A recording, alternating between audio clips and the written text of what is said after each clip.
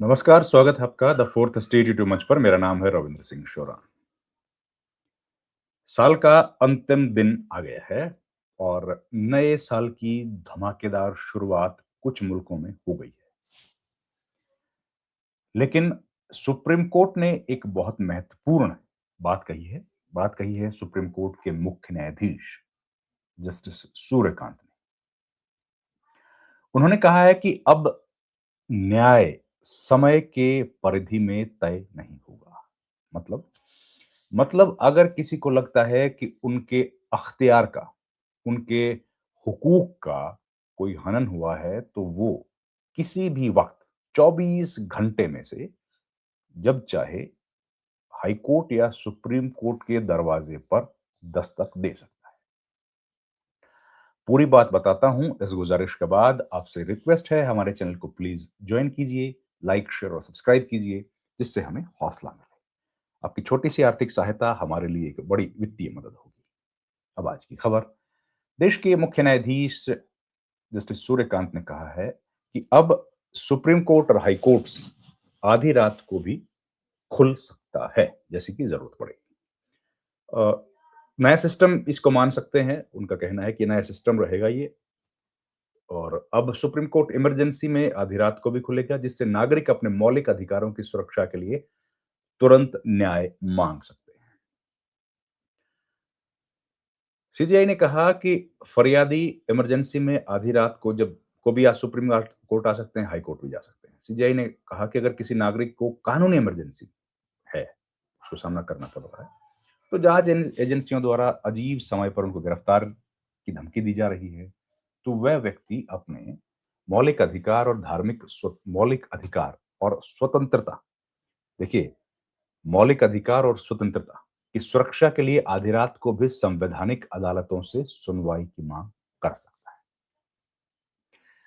ये खबर छपी है, बड़ा अखबार है टाइम्स ऑफ इंडिया। उसके जर्नलिस्ट हैं धनंजय महापात्रा।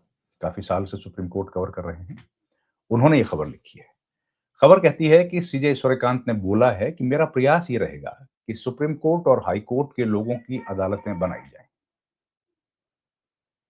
जहां कानूनी इमरजेंसी में काम के घंटों के बाद भी किसी भी समय संपर्क किया जा सके। मतलब कुछ जजेस की ड्यूटी लगाई जाए कि अगर रात में कोई फरियादी आना चाहता है तो उन जजेस के पास वो जा सकता है। ऐसा हाई कोर्ट्स में होगा और सुप्रीम कोर्ट में।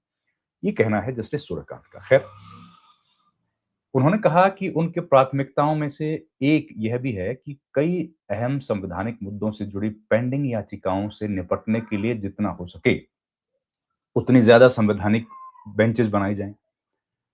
जैसा कि चुनावी रोल के एसआईआर की वैधता को चुनौती देने वाली याचिकाओं का मामला, जो बिहार से शुरू हुआ और अब 1 दर्जन राज्यों में चल रहा है। ओके, इसका मतलब यह है कि एसआईआर की जो सुनवाई है, उस पर सुप्रीम कोर्ट हो सकता है संवैधानिक पीठ बनाए। मतलब संविधान पीठ वो होती है जो 5 या उससे ज्यादा न्यायाधीशों की पीठ होती है। मतलब 2 जजेस की पीठ होती है, खंडपीठ बोलते हैं। 3 जजेस की पीठ होती है, जिसमें 3 जजेस होते हैं। और 5 या उससे अधिक, 5, 7, 9, 11, एक बार तो 13 भी हो गए थे, उन जजों की पीठ को संविधान पीठ बोला जाता है।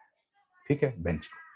तो ये बड़ी बात उन्होंने कही है कि हो सकता है इसको, बिहार से जो एसआईआर शुरू हुआ, उस प्रोसेस को भेज दिया जाए संविधान पीठ के पास। फिर इधर सीजीआई ने जल्द न्याय सुनिश्चित करने और इंसाफ के लिए नया सिस्टम ये लागू कर दिया है। सुप्रीम कोर्ट ने कामकाज में सुगमता, जल्द न्याय हो, ये सुनिश्चित किया जाए, इसके लिए एक एसओपी, स्टैंडर्ड ऑपरेटिंग प्रोसीजर, जारी कर दिया है। कोर्ट ने एक मानक एसओपी जारी कर दिया है इसके लिए, और कुछ मानक बना दिए हैं। इसमें उसके समक्ष पेश होने वाले वकीलों द्वारा दलीलों में लिखित निवेदन प्रस्तुत करने के लिए समय सीमा निर्धारित की गई है।